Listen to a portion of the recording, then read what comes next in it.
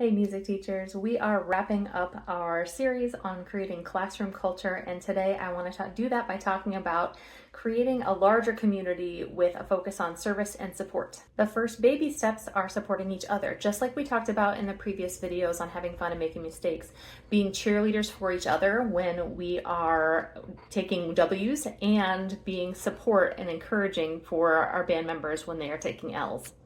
But today I want to discuss how to take that on the road outside your classroom, because this will really start to solidify the student's identity as a group that has values of its own. So for an easy step, you can look at how you are supporting other groups within the school. Maybe that looks like hanging up posters and announcements for other groups on your bulletin board outside your classroom.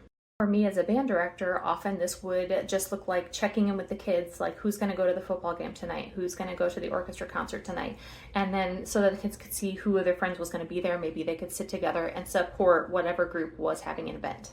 If you've got some kids who don't mind doing a little something extra and they're going to be going anyway, send them to the home invitational with some sheet music for Gonna Fly Now for the kids' entrance.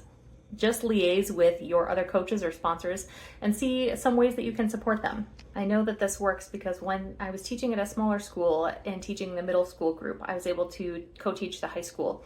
And when we started implementing these things, something magical happened.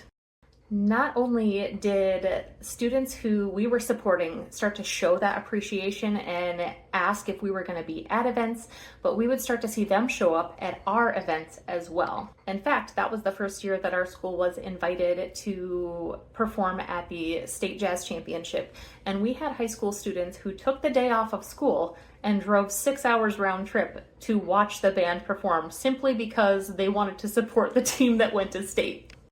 If there's one thing I've learned, it's that kids match energy, so you'll get what you give. Then if you're looking even larger picture, find a parent in your community who's really plugged in.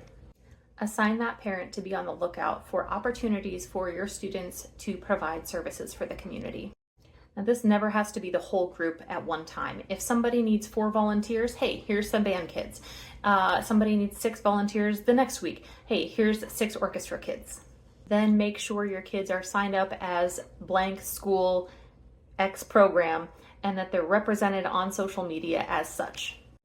It builds a name for your program and it lets the community know what your values are as a program. And those things are extremely important when developing a group identity.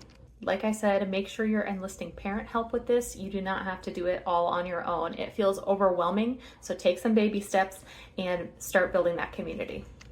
And that does it for our series on classroom culture. I hope this series has been helpful for you. And if you have ideas of things that I did not talk about, I would love to hear about them in the comments. Catch you next time.